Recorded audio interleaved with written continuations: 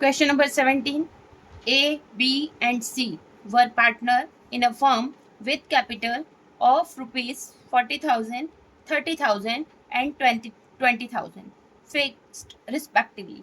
तीनों पार्टनर्स की capital question में दे रखी है 40,000, 30,000 और 20,000. B and C are entitled to a salary of rupees 2,000 and 1,500 per annum. B और C को हम सैलरी दे रहे हैं. B को दे रहे हैं 2,000 और C को दे रहे हैं 1,500 पूरे ईयर की. Interest on capital is to be paid at the rate of 5% per annum, but no interest on drawing. पूंजी पर ब्याज 5% की दर से दिया जाएगा पूरे साल का, लेकिन कोई इंटरेस्ट ऑन ड्रॉइंग इसमें चार्ज नहीं किया गया है. Out of the total profit 12,000 will be distribute in the ratio 5-50-30-20 and the balance will be distribute equally. जितना भी प्रॉफिट होगा उसमें फर्स्ट 12,000 को आपको 50-30-20 इट मीन्स 5:3:2 रेशो में डिवाइड करेंगे, आप डिस्ट्रीब्यूट करेंगे पार्टनर्स में, और जो रिमेनिंग बैलेंस बचेगा प्रॉफिट का वो इक्वली बांटा जाएगा. The profit of the firm before debited interest on capital but after debiting salary. यहाँ पर जो हमको प्रॉफिट दिया गया है वो पूंजी पर ब्याज देने के पहले और सैलरी के देने के बाद दिया गया है. Salary of partners amounted to 20,100. It means पूंजी पर ब्याज हम P&L अप्रोप्रिएशन अकाउंट में लिखेंगे और सैलरी हम नहीं लिखेंगे क्योंकि सैलरी के पहले आफ्टर लिखा गया है. For the year ended 31st December 2024, the partners withdraw 8,000, 7,500 and 4,000 respectively. तीनों पार्टनर्स का ड्राइंग दे रखा है. On 1st January 2024, the current account of partners had the following balances. Current account का बैलेंस दे रखा है 1 जनवरी 2024 को. ए का बैलेंस है credit 3,000, B current account credit balance 500 और C current account debit balance 1,000. Prepare P&L appropriation account and partners current account for 2024.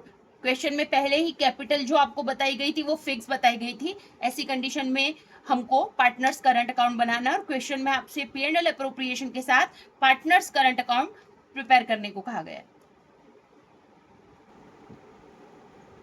Profit and loss appropriation account for the year ended 31st December 2024. यहाँ by balance BD 20,100 लिखा है. तो interest on capital 40,000 का 5%, 2,000, 30,000 5%, 1,500 और 20,000 का 5% 1,000. Total हमारा interest on capital आ रहा है 4,500. 20,100 में से हमने इंटरेस्ट ऑन कैपिटल के 4,500 माइनस किया तो हमारा जो प्रॉफिट आया वो आया 15,600.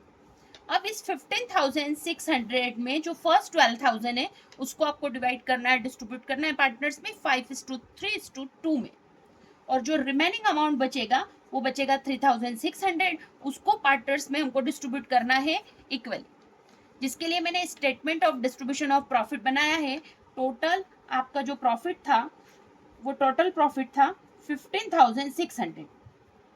इस 15,600 में फर्स्ट 12,000 को डिस्ट्रीब्यूट कर रहे हैं 5:3:2.